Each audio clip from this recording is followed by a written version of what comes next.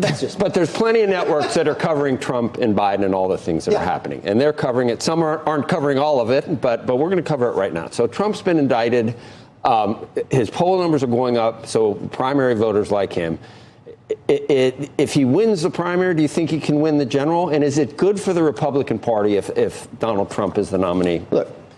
And then I want to get to Biden and his malarkey defense and all that stuff. Can Trump beat Biden? Yes, he can beat Biden. Is that a good thing for the Republican Party if Donald Trump is the... The Republicans get to select their nominee. I think if you want to go sheer policy to policy, it's not good for Republicans, it's good for America. What's up, everybody? Major Retired Richard Ojeda here. And did Kevin McCarthy just flip on Donald Trump? It sure seems like it. In a recent interview, McCarthy backpedaled his support for Trump and reportedly has Donald Trump furious and everyone on Team Trump seeing red. Trump's policies are better, straightforward than Biden's. It makes it complicated if he's got all these trials and all this stuff overhanging. It makes it complicated. It also helps him when. But do you think he could win an election? Could he win an election? Can he win that election? Yeah, he can. You think he can?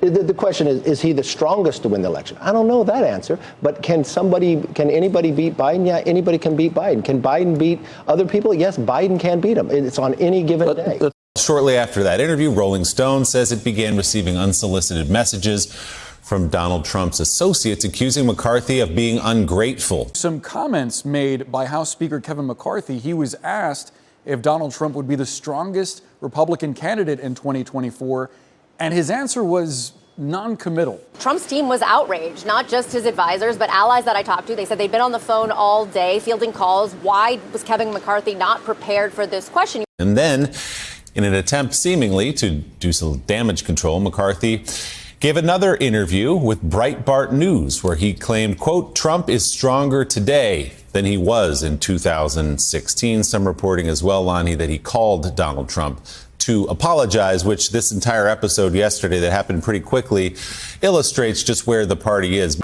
People close to Trump credit the twice impeached loser with getting McCarthy the speaker's gavel and view McCarthy's comments like getting stabbed in the back. McCarthy spoke with Kernan on Tuesday for discussion on policy, but the discussion quickly turned to discussion about Donald Trump being indicted for espionage. When pressed for real answers, McCarthy flip-flopped and threw Donald Trump under the bus. He conveniently forgot about any loyalty that he owed to the orange jackaloon to keep himself out of the crosshairs. The idea of the Trump team getting butthurt over being trolled in such epic fashion is absolutely hilarious. The thud of their jaws hitting the floor at the same time probably showed up on the Richter scale. What a bunch of morons.